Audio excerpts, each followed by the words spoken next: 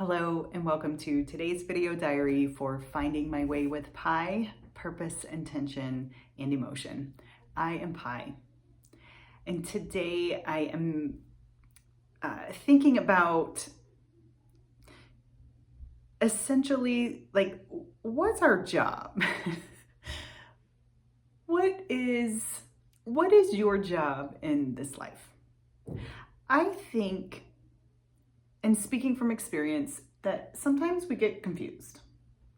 I think sometimes we think our job is to be the best at something.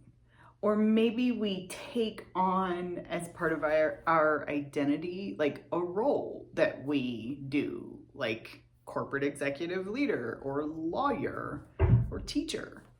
And it doesn't mean that there aren't parts of us who are, embedded in that identity. Not that role is our identity, just that there are parts of who we are that insert themselves into that role and lend themselves to that role. But I think we often assume that it's vice versa, that role is our identity.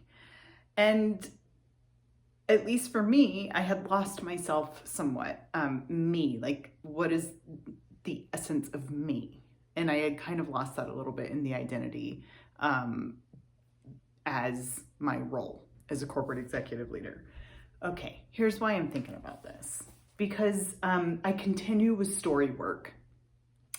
If you followed along with the video diaries, you know that I have been working on this project with my career coach, personal self-development, to help me transition away from the corporate executive leadership role that I was in and worked in corporate world for 2 decades, into the next thing, what's right for me. And I knew that I didn't want to go back into what I was doing because I was ready for something else, and also needed some time to heal after extreme burnout. That was far deeper than I thought it was, but also because it was like I had lost my voice. I had lost this deep knowing of who I was, and through this healing process and the use of story work, telling my story and practicing telling my story and being my own voice, that is how I'm becoming more and more and more settled within myself and rediscovering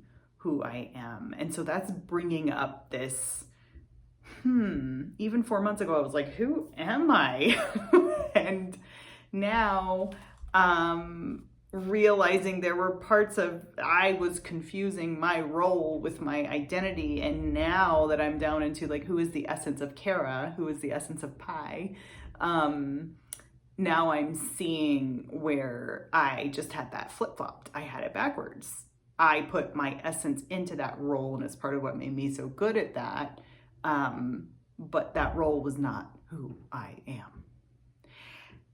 My friend today, I got to have a Zoom call with some of my classmates, and I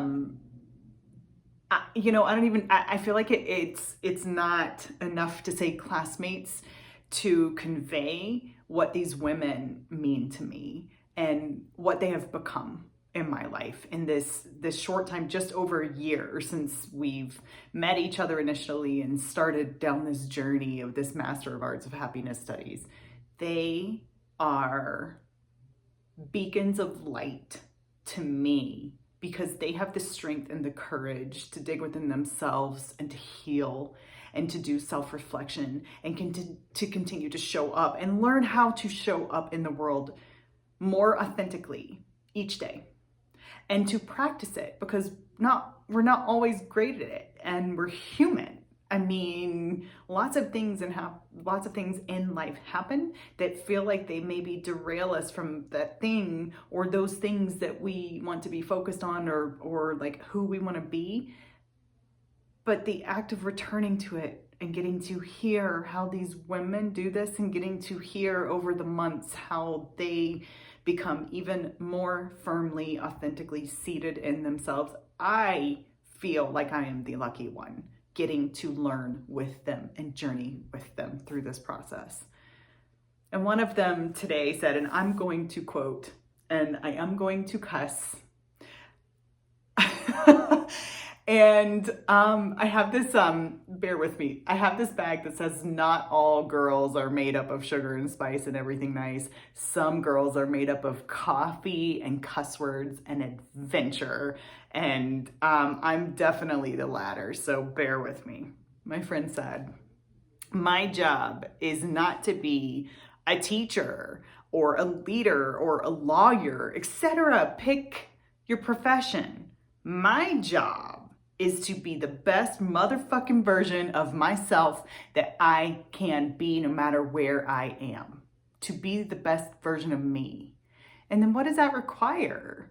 Then that means you know yourself, that you are, especially as a woman and or anyone who is not as generally accepted into the positions of authority, but to have the boldness and the bravery to speak up. It's really hard to do. To own your own space. Own your own space. Be you. So I'm just thinking about all of this and the technique of story work. And, you know, initially it started as these exercises, and some of them were painful and brought up painful traumas and memories and other things that I needed to work through. But now I'm seeing how giving voice to these things took away their power over me. B, actually empowered me to own my story and encouraged me and inspired me to do more than just own my story, but to dream, grounded in reality and gratitude, about what my future might be. That is the power of story work. And this helps, I think, because as I'm sitting here witnessing, bearing witness to, and absorbing and learning from the stories that I'm hearing from my dear friends, from my classmates, from people whom I look up to, from literally any other human, when I stop to actually listen and hear them and I'm hearing their story, I'm realizing the power of that when we each authentically own our story and we just speak truth and honestly to each other and are courageously vulnerable with each other, sometimes even about how we feel about things, without blame or criticism or hurt or judgment necessarily, just I feel this way, and being brave enough to examine why, and open-minded enough to listen to the other person. I gotta tell you, I feel more connected to people. I feel more enlightened and open-minded in being able to learn about others. And I also find that what it unlocks for me is this invitation to do the same. And I just feel like we're all interconnected that way. So yes, my dear friend who said that quote, I'm quoting her from a conversation from earlier today. Yeah, you're right. Our only job is to be the best version of ourselves we can be, whatever that is for each of us in each moment. And it's not always perfect, but it is a practice that we can continue returning to, and it makes all the difference. We own our stories, we own our space, we are grounded, we are on our 2 feet. We learn how to settle within ourselves and accept ourselves. And then we get the ability to dream about the future and how we want to contribute to that. And one last thing, it's in all the small things. It's in all the small steps. The big momentous things just couldn't happen without all of the small steps. And oftentimes when we stop and we do this grounded dreaming of the future, what do I want? who do I want to be? What do I want to do? And try to align our lives in those ways. I think we have this expectation that it's going to be this momentous big thing.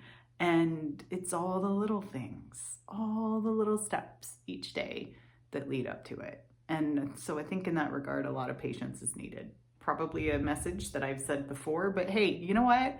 This year-long experiment that I'm in the middle of here, curiously examining my emotions and my thoughts, how they interplay with each other, learning how to be happy, learning how to live a fulfilled life.